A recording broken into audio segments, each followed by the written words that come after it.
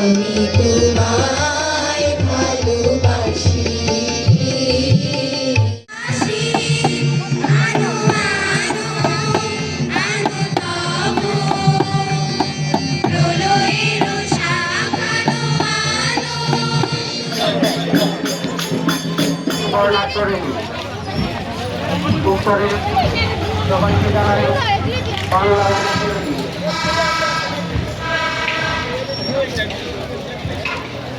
দেশের মানুষকে প্রতিদিন সুরক্ষিত রাখার প্রত্যয় নিয়ে এলো সেফ রাউন্ড সুইচ।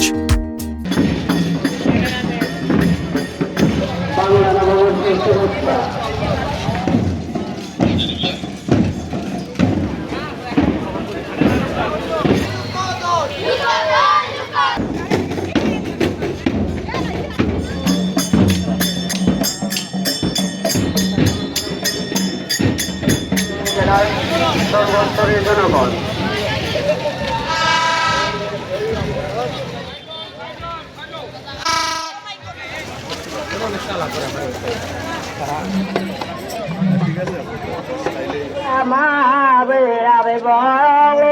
তেত্রিশ উপলক্ষে আয়োজিত এই নতুন বছরের প্রভাতে আপনাদের সবাইকে জানাই জেলা প্রশাসনের পক্ষ থেকে শুভেচ্ছা।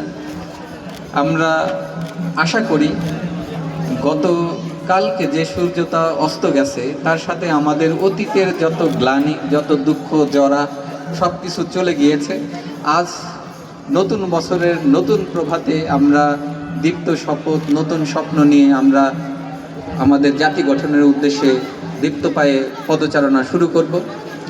এর জন্য আমি সুনামগঞ্জের যারা অধিবাসী আছেন তাদের কাছে প্রত্যাশা করছি আপনারা আমাদের নবগঠিত সরকার গণতন্ত্রের পথে যাত্রা শুরু করছে, তাদের যোগ্য সহচর্য দিবেন, তাদের সমর্থন করবেন তাদের ভালো ভালো উদ্যোগগুলোতে। আমরা জানি যে আমাদের এই জেলাটা এই বৈশাখটা খুব গুরুত্বপূর্ণ সময়, কারণ এই সময় আমরা যে ফসলটা নিই আমরা বলি বৈশাখ নেয়া।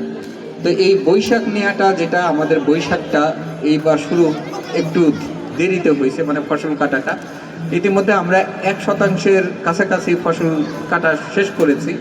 তো আগামী 3-4 দিনের মধ্যে পুরোদমে ফসল কাটা শুরু হবে।